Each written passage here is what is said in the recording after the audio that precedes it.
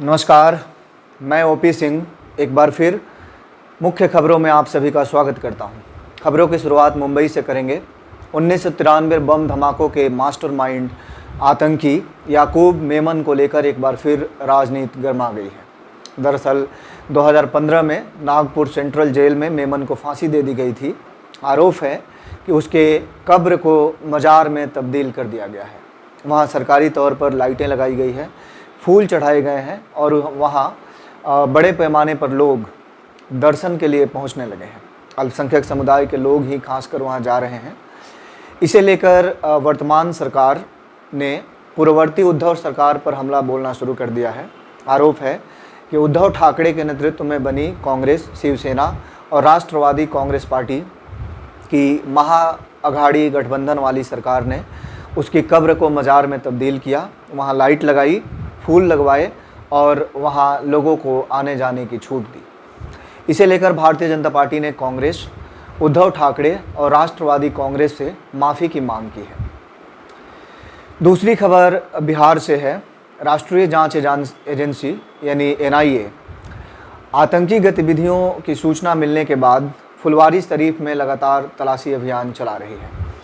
पटना और फुलवारी शरीफ में चल रहे इस तलाशी अभियान के दौरान मस्जिदों के आसपास बड़ी संख्या में लोग एकत्रित हो गए हैं।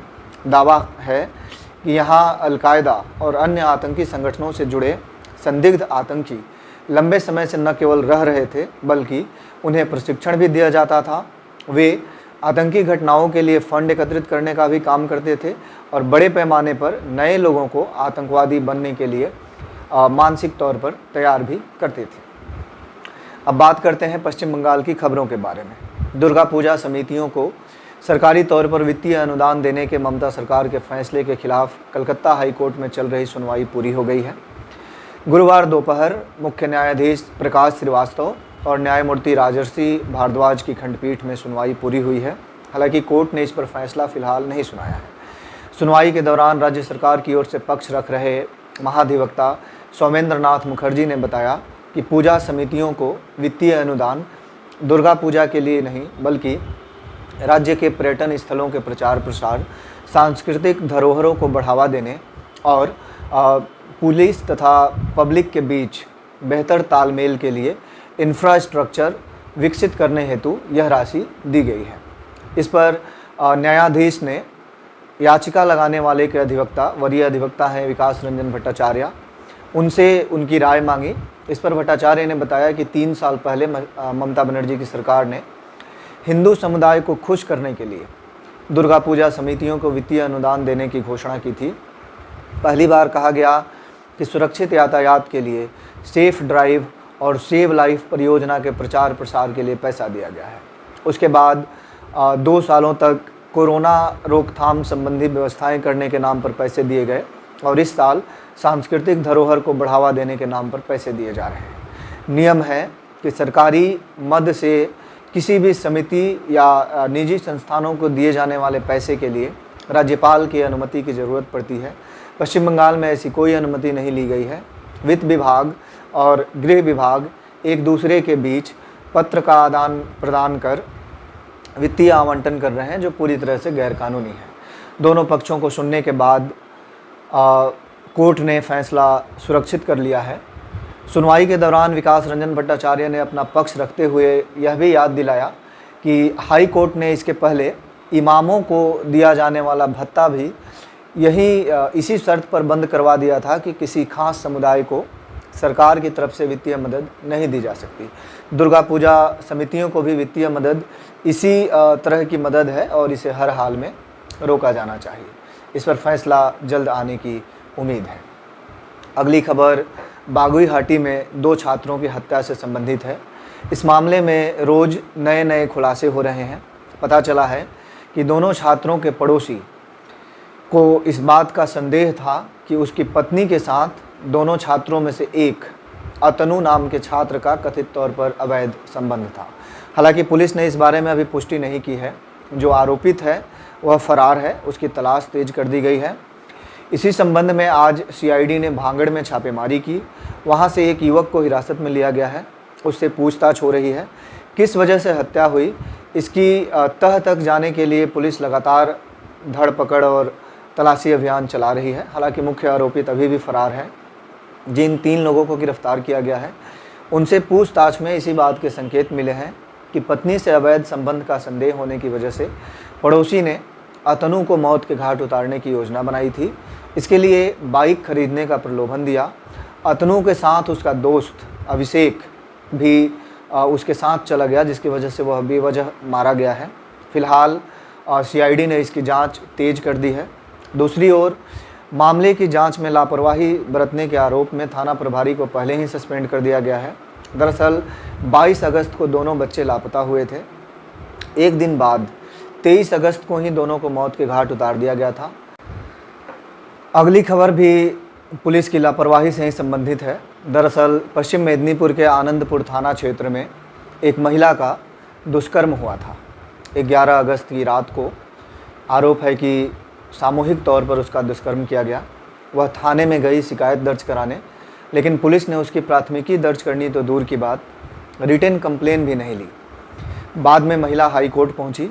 इस मामले में आज गुरुवार को न्यायमूर्ति राजशेखर मंथा की खंडपीठ में एकल पीठ में सुनवाई हुई। इसके पहले 6 सितंबर को जब सुनवाई हुई थी तो कोर्ट ने कहा था कि महिला जिस दिन शिकायत दर्ज कराने गई थी उस दिन का थाने का सीसीटीवी फुटेज कोर्ट में जमा कराया जाए। लेकिन गुरुवार को जब सुनवाई हुई तो जिला पुलिस की ओर से कहा गया कि उस दिन का सीसीटीवी फुटेज नहीं मिल रहा है। इसे लेकर न्यायाधीश बेहद नाराज हुए। उन्होंने राज्य के पुलिस महानिदेशक मनोज मालवीय से इस मामले की रिपोर्ट तलब की है। इसके साथ ही घटना की जांच राज्य सीआईडी को सौंप दी है। अब अगली खबर तृणमूल कांग्रेस की कार्यशाला से संबंधित है। कोलकाता के नेताजी इंडोर स्टेडियम में पार्टी का बड़ा कार्यक्रम हुआ है। राष्ट्रीय अध्यक्ष ममता बनर्जी, उनके भतीजे अभिषेक बनर्जी, सांसद कल्याण बनर्जी, इसके अलावा कई अन्य नेताओं ने यहाँ संबोधन किया है।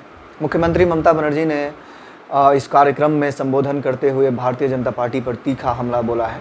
उन्होंने दावा किया है कि भारतीय जनता पार्टी उनसे यानी ममता बनर्जी से राजनीतिक मुकाबला नहीं कर पा रही है, इसीलिए केंद्रीय एजेंसियों का यानी सीबीआई, ईडी, इनकम टैक्स का दुरुपयोग किया जा रहा है। ममता ने कहा कि हमारे कुछ नेताओं को जेल में डाल दिया गया है। इससे भाजपा को लगता है कि हम डर जाएंगे, हमारे नेता डर जाएंगे और वे राजनीतिक लड़ाई जीत जाएंगे, तो ऐसा होने वाला नहीं है।